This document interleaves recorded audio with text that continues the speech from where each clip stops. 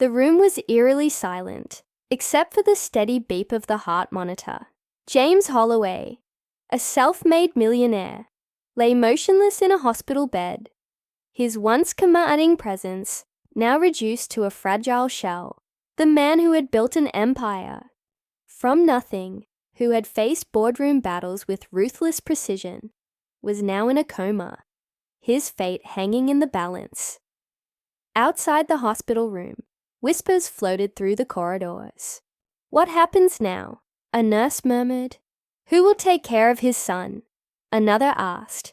Everyone knew about Ethan, James's 7-year-old boy, the only family he had left.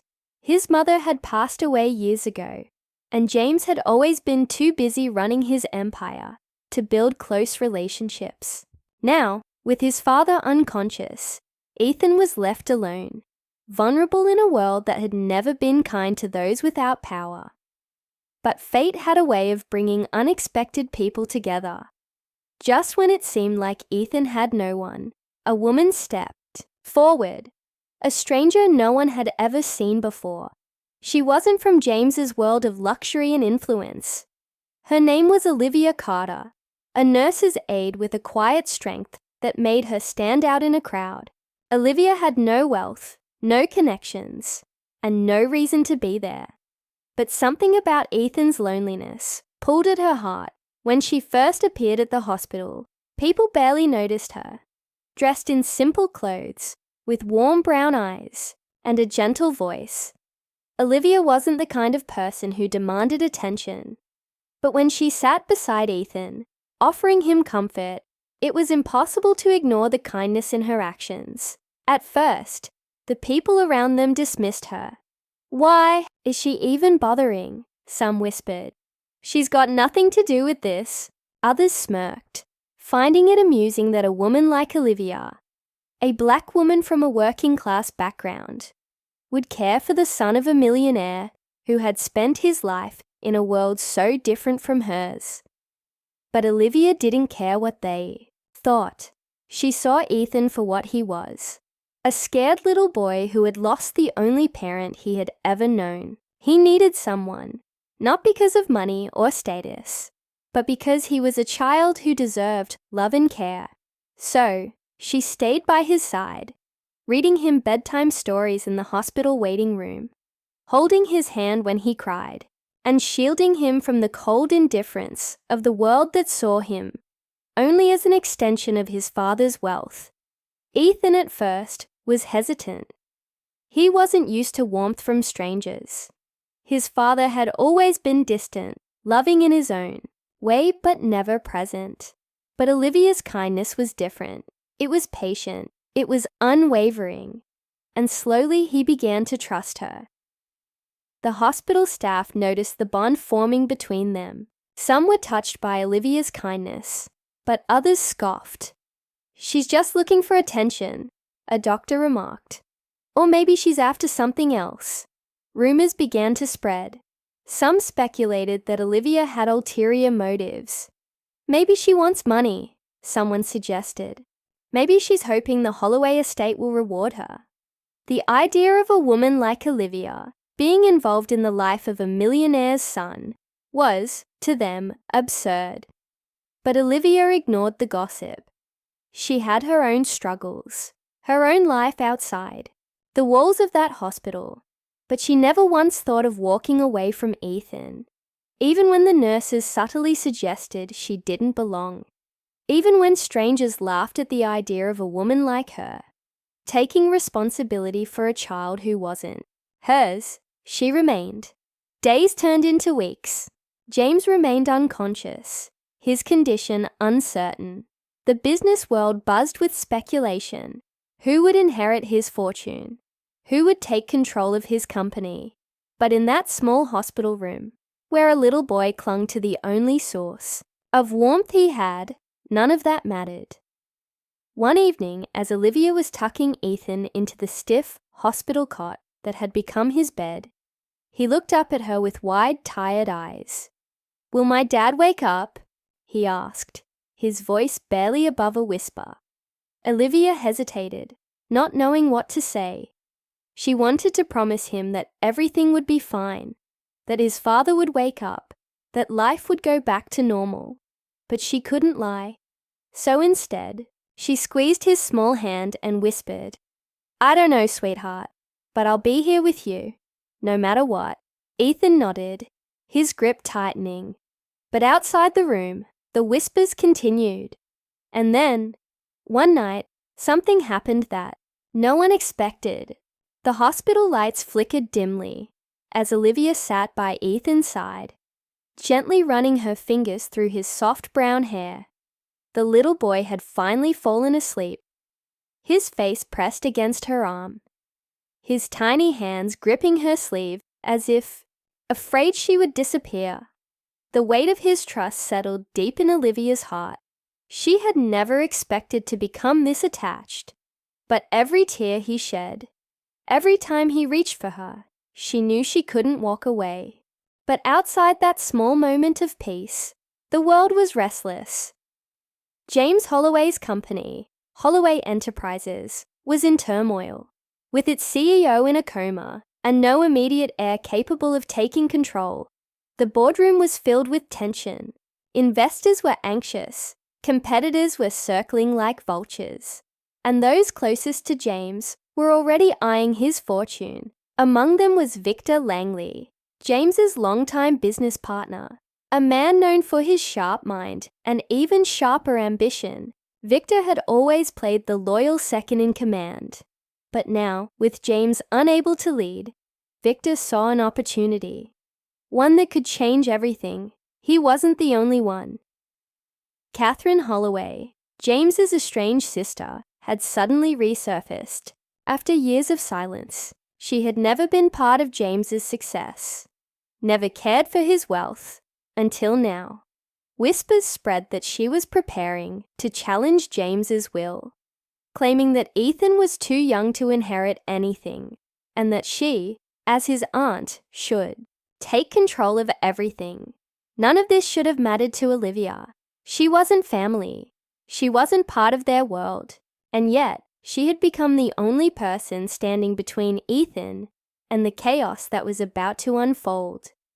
One evening, as Olivia was helping Ethan with his dinner in the hospital cafeteria, she noticed a group of well-dressed individuals whispering in a corner. Their eyes flickered toward her, their expressions a mix of curiosity and quiet amusement. "That's her," one of them muttered. "The woman who's been playing caretaker." Another snickered. Olivia pretended not to hear, but she felt their stares, the unspoken judgment in their voices. To them, she was an outsider, a nobody, a woman who had no place in the life of a millionaire's son. Later that night, as she was getting Ethan ready for bed, the hospital door creaked open, and a tall man in a sleek navy blue suit stepped inside. "Victor Langley. I was wondering when I'd finally get to meet you," he said smoothly, his gaze sweeping over Olivia before landing on Ethan. "I've heard quite a lot about you." Olivia tensed. There was something in his tone, polite but calculated. She had dealt with people like him before, people who smiled while deciding whether you were useful or disposable. "I don't know what you've heard," Olivia replied, her voice steady, "but I'm just here for Ethan." Victor's smile didn't waver, but his eyes darkened slightly. "That's what concerns me. You see, there are people, important people, who don't think you belong here. This isn't your fight." Olivia straightened. "Ethan needs someone. I won't leave him alone." Victor sighed, as if disappointed. "I understand you mean well, Miss Carter. But let's be realistic. When James wakes up, if he wakes up, do you think he'll thank you for this?" His words hit harder than she expected. What if James didn't approve of her presence? What if he woke up and saw her as nothing more than a stranger meddling in his life? Before she could respond, Victor leaned in slightly. "Walk away now, and I'll make sure you're taken care of. A generous offer, I promise." Olivia stared at him. So that's what this was. An attempt to pay her off, to make her disappear. She shook her head. I don't want your money. I want Ethan to be safe. Victor's smile thinned. Then you've just made things very difficult for yourself. With that, he turned and left, leaving Olivia with an uneasy feeling deep in her chest. As the days passed, things only got worse. The media had caught wind of the story. Reporters gathered outside the hospital, eager to get a glimpse of James Holloway's son and the woman who had unexpectedly become part of his life. Rumors swirled online, some calling Olivia a saint, others suggesting she had ulterior motives. One afternoon, as she was walking through the hospital lobby with Ethan, a journalist shoved a microphone in her face. Olivia, why are you really here? Are you hoping for a share of the Holloway fortune? Ethan gripped her hand tightly, his small face crumpling with fear. No comment, Olivia said firmly, pushing past the reporters. But the damage was done. The world was watching now. And then, just when it seemed like things couldn't get more complicated, the unthinkable happened. James Holloway's heart monitor beeped erratically. His fingers twitched. A sharp gasp filled the room as his eyes fluttered open. He was awake, and everything was about to change. James Holloway's eyes fluttered open, adjusting to the dim hospital room. The beeping of the machines echoed in his ears, and for a moment, he felt lost, as if waking from a dream that had lasted far too long. His body was weak, his mind foggy, but one thing was clear: he was alive. As the doctors rushed in, Olivia stepped back, holding Ethan's trembling hand. The little boy's eyes filled with tears, a mix of relief and fear. He had prayed for this moment, but now that it was here, he hesitated. Would his father still be the same? Would he even recognize him? James turned his head slowly, his gaze falling on the small figure standing just a few feet away. It took him a second, but when he finally whispered, "Ethan," the boy broke into sobs, running straight into his father's arms. Olivia watched, her chest tightening. This was what she had wanted, for Ethan to have his father back.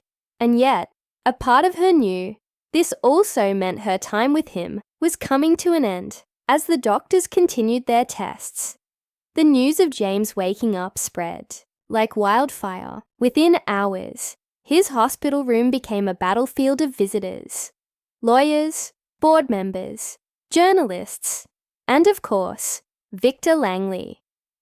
Victor was the first to approach James after the doctors left. "James, my friend," he said smoothly, placing a hand on his shoulder. "We've all been waiting for this moment. There's a lot we need to discuss." James, still regaining his strength, only nodded weakly, but then his eyes landed on Olivia. For a moment, he just stared at her, taking in the woman standing protectively beside his son. Victor followed his gaze and smirked. "Ah, yes, Olivia Carter. She's been watching over Ethan in your absence." James's expression was unreadable. "Watching over?" Victor's smirk deepened. "Well, you know how these things go. She stepped in where no one asked her to. But of course, we appreciate the help." Olivia's jaw clenched, but she said nothing. She had expected this. James turned to Ethan. "Is that true?" Ethan wiped his tear-streaked face and nodded. "She stayed with me, Dad. She took care of me." His little voice wavered. "When you weren't here, she was." Silence filled the room. James exhaled slowly, his gaze shifting between Olivia and his son. Then, finally he spoke. "Then, I owe you more than I can ever repay." Victor's smile faltered. "James, let's be rational here." But James cut him off. "Rational? Victor, I was lying in that bed, unaware of everything, and yet, this woman, this stranger, cared for my son when no one else did." He looked Olivia in the eyes. Why? Olivia hesitated before speaking. Because he needed someone. Her voice was steady. And because I couldn't stand by and watch a child suffer. Not when I could do something about it. James studied her for a long time, before nodding. Then he turned to Victor. Tell the board I'll be back soon, and make sure they know. I decide what happens next. Victor's face darkened, but he forced a polite nod. Of course. As the days passed, James recovered, regaining his strength and slowly returning to the life he had left behind. But something had shifted. One evening, as Olivia prepared to leave, James approached her. You're not staying, she smiled, but there was sadness in her eyes. You're here now. Ethan has his father back. My job is done. James was silent for a moment before speaking. You could stay. Olivia looked at him surprised. I don't just mean for Ethan, he continued. I mean, stay in our lives. As a friend. As family. Ethan, standing nearby, ran to Olivia and hugged her tightly. Please don't go. Tears welled in her eyes. She had come into their lives by accident, but now, leaving felt impossible. So, she made her choice. She stayed, not for wealth, not for recognition, but for love, the kind that had nothing to do with blood or money. And in the end, that made all the difference.